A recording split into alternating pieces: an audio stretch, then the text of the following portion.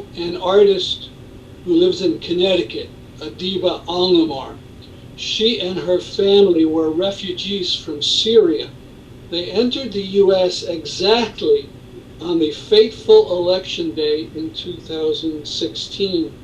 The chord of separation and sadness in her early work is now mixed with strains of a vibrant happiness. Hi, Assalamu alaikum. I am Adeebah Alnemar from Syria.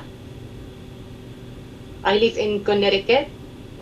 أنا اليوم رح أحكي شوي عن الرسم مع صديقتي my sister Nancy Latif. Salam alaikum. Hello everyone. Good to be here with you and with Adeebah, my friend and sister.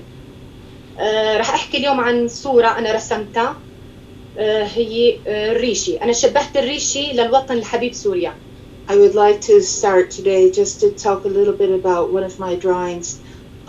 It is a feather, which is representative of my deep feelings for my beloved homeland, Syria, and the problems that have befallen us. كتير من الناس بتسأل. Yes, so many people have asked. عن الأسباب اللي دفت آلاف من الناس أو اللاجئين. Have asked about the reasons why people have become refugees from their beloved homeland. لقطع المسافات الطويلة من أجل البقاء على قيد الحياة. And the different legs of the journey which have brought people from Syria to wherever they have landed. عوائل، شيوخ، نساء، أطفال. Children, women, men, the elderly, religious people, everyone. هجروا من بيوتهم رغما عنهم. In spite of all their efforts to be pulled from their homes by force. أنا أخذت الفكرة من عصفور طائر في السماء. I took this idea from a bird that was flying through the sky. لو لاحظت بالصورة, if you look closely at the picture, الناس بتحاول تتمسك بمكانها ببلدها. You will see people trying to hold tightly to their home. بس رغما عنهم كانوا مجبورين إنه يطلعوا غصب عنهم. Despite their efforts, they have been pulled by force and uprooted. مثل الشجرة، أنا بحس الإنسان مثل الشجرة أو اللاجئ لما بتقلعوا من الجذور. Like a tree pulled by its roots that will not be able to grow again. حلم اللاجئ إنه بس يعيش بأمان هو وأطفاله وأسرته. And yet, it is the dream of the refugee to live in peace with their children, their families. وأنا أحياناً يعني أكثر الأحيان بحاول إنه أرسم العصفور، بحب رسم العصفور. I do like to draw pictures of birds. بحس إنه العصفور مقيد. I feel that birds are free, they have a freedom. Yes, لا مو مثل اللاجئ، لازم جواز سفر حتى يقدر يسافر. They don't need any passport in order to travel. وبحب يعني أنا عندي بحس رسالة أو مسج لازم أوصله للناس لأنه أنا عشت التجربة. My feeling to send to you all a message is that I would like all of you to be able to live in peace and to be able to have the prosperity of freedom and safety. وبشكر أكيد في ناس كتير كتير وقفت معنا. Yes, and I would like to tell you that so many people feel the same as we all do. وأكيد بتمنى إنه نرجع لبلدنا. هذا حلم. This is my dream. Inshallah. Yeah, inshallah. So it is my dream that we will be able to return to our homeland. And I believe, it is my belief that we will do that. Yeah. Thanks. Thank you. Thank you.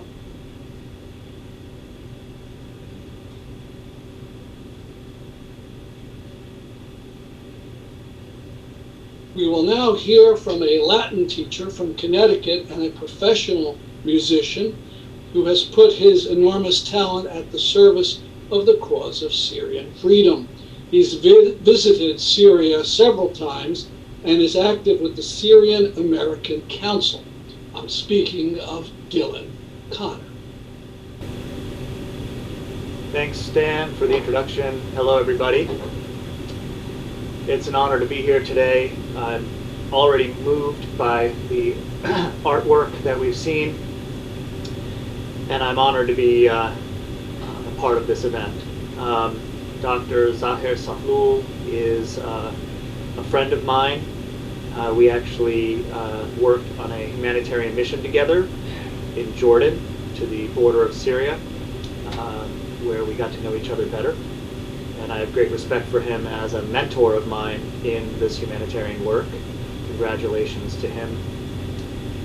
Miss Masri, obviously a hero of humanity, and also I know from Dara, which is special to me because my wife is from Dara as well. And the White Helmets actually produced the video for the song I'm about to sing, which is called If Only You'd Listen, from the point of view of a Syrian child.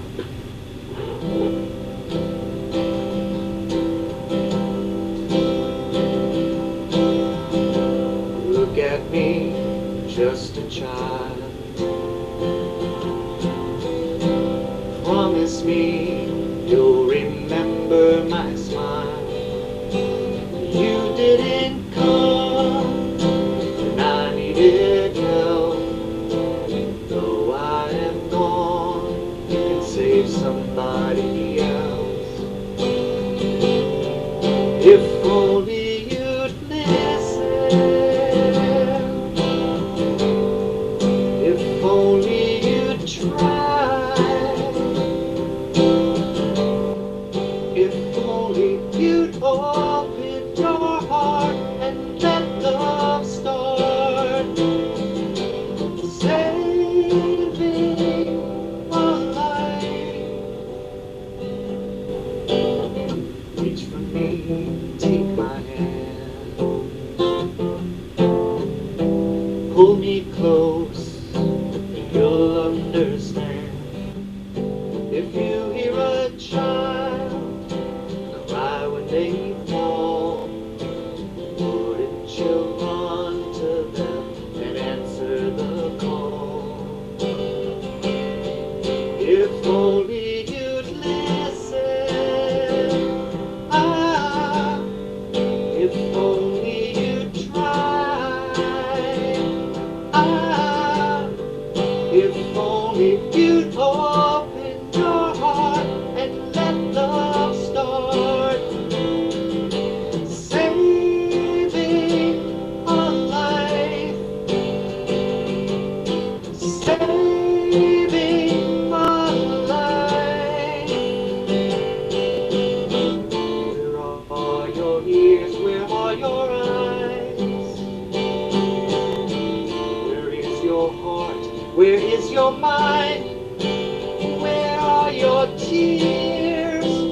Where is your voice? Time's running out, but we still have a choice. If only you'd listen.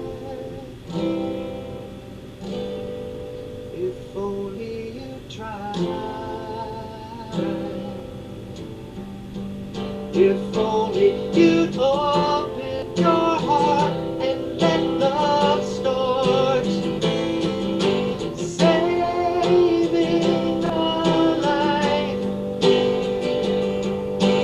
Saving a life. If only you'd listen.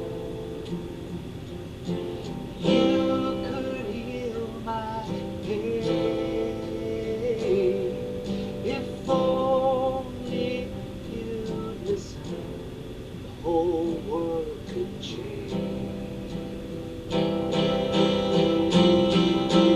Open your eyes, start saving a life.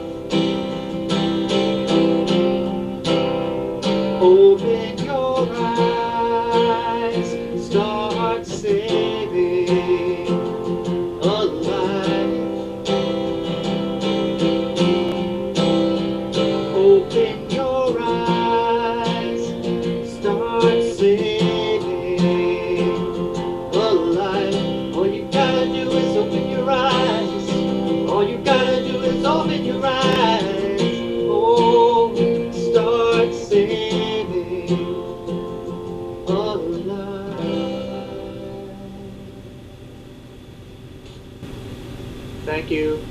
to our heroes today, the recipients of this great award, who have dedicated themselves to saving the lives of Syrians, and especially those Syrian children. Thank you.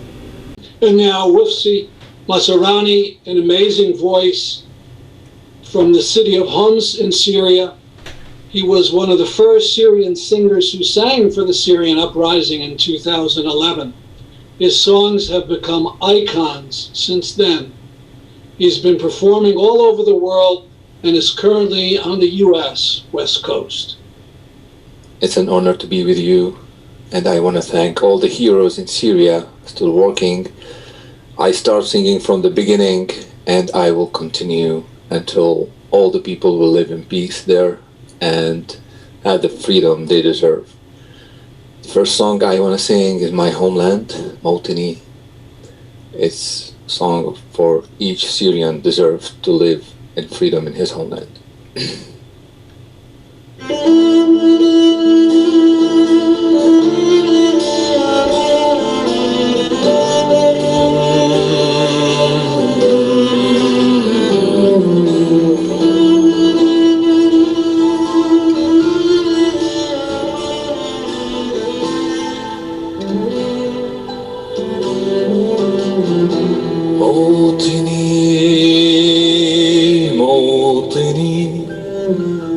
الجلال والجمال والثناء والبهاء في رباء والحياة والنجاة والهناء والرجاء في هواك هل أراك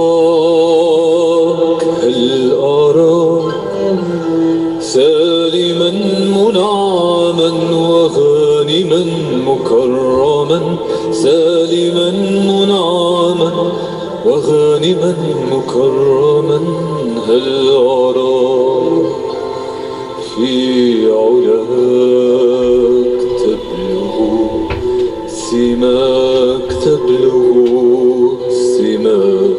موطني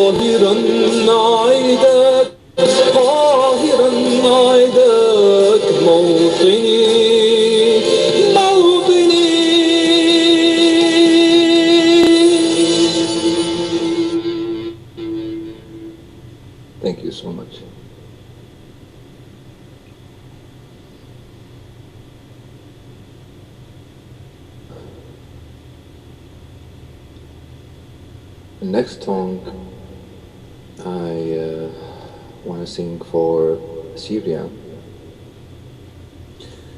is the White Helmet song.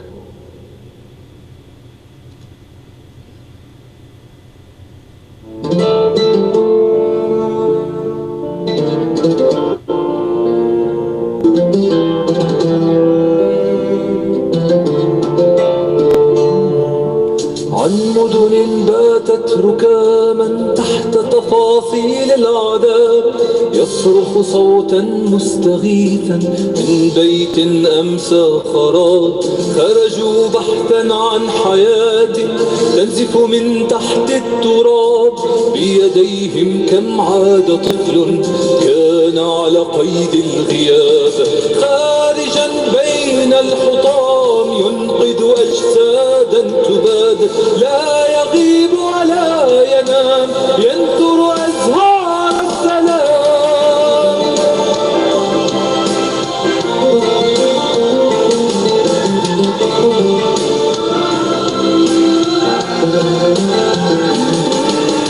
تحت القصف يلوح طيف لا يستوقفه حصار بوجوه كالغيث بشرى وقلوب للخير دار واقتحموا ليل المواجع شهبا تخترق الدمار كملاك للنور يمضي يمسح دمعات الكبار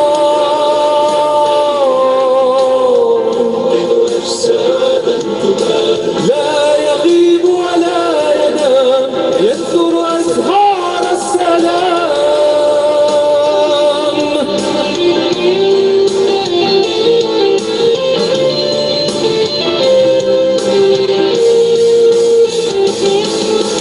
صوت ألم القهر جمر تشعله نار الطغاة عن نجواهم من يبالي كون يغرق في سبات من بين الأنقاض يسعى كي يحيي أمل النجاة ليبدد خوفا ورعبا ساد قلوب الأمهات خارجا بين الحطام ينقذ أجسادا تباد لا يغيب ولا ينام ينثر أزهار السلام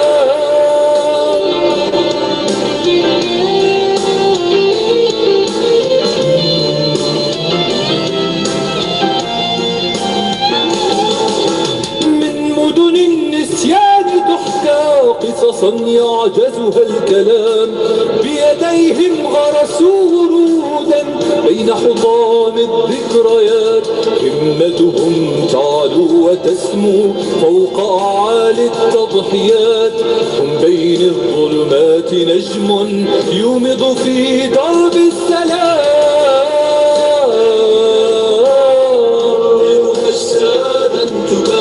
لا يغيب ولا ينام ينثر أزهار السلام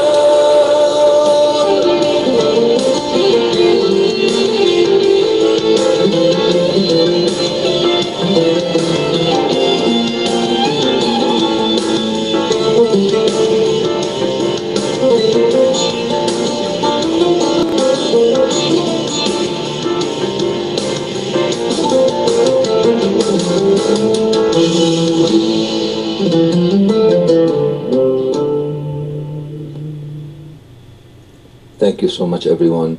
I really appreciate, and thank you for each person showing and join us with that great event.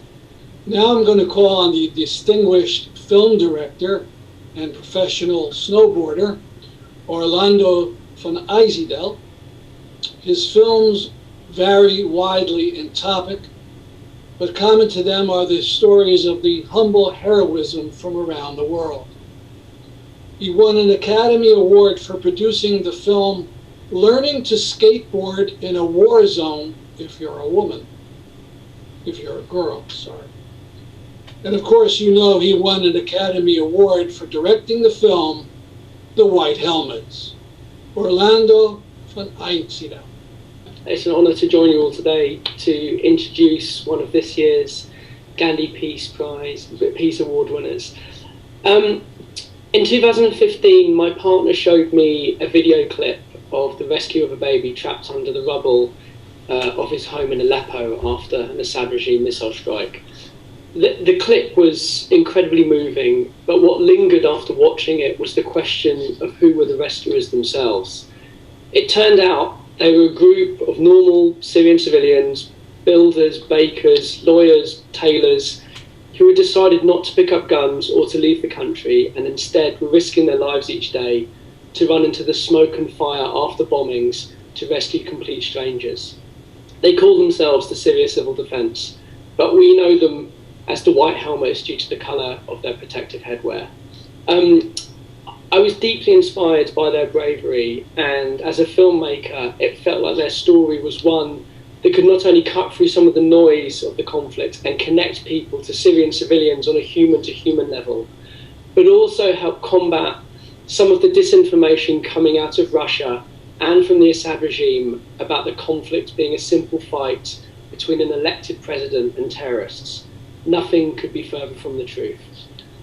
Myself and a small film team embarked on a project to make a film about their work, which sent us on a number of journeys back and forth to southeast Turkey and the area near the Syrian border to shoot the film and spend many weeks getting to know White Helmet volunteers and the organisation's leadership.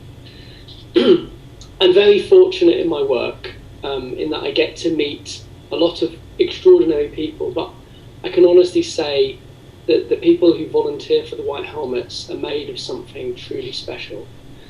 The film was released on Netflix, and as Stanley mentioned, it went on to win an Academy Award, which myself and my producer, Joanna Natasagara, put down to people being so inspired by the life-saving work of the White Helmets.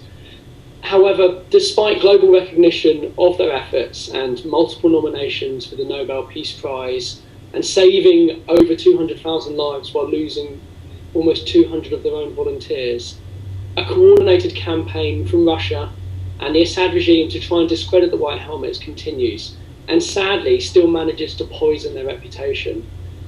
This campaign exists because the White Helmets continue to document the war crimes of these regimes upon Syrian civilians in real time, and because they destroy the untruthful image of the Syrian conflict the regimes of Assad and Putin have tried so hard to portray.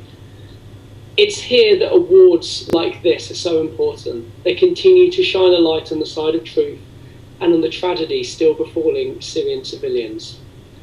I'm thrilled to be able to introduce Mayson Almisri, this year's recipient of a Gandhi Peace Prize Award.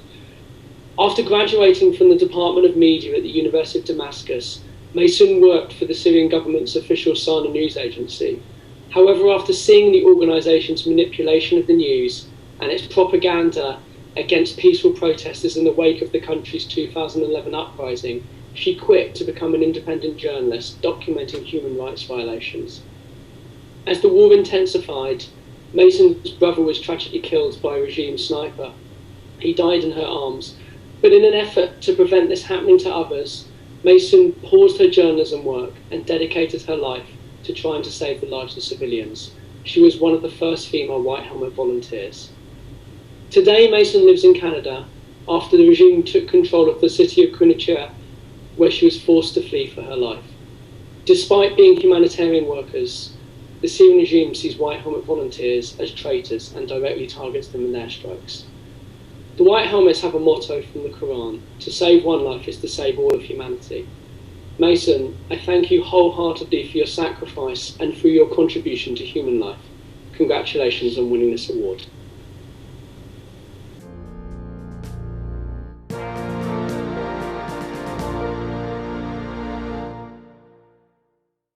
We urge you to watch the entire 40-minute film on YouTube.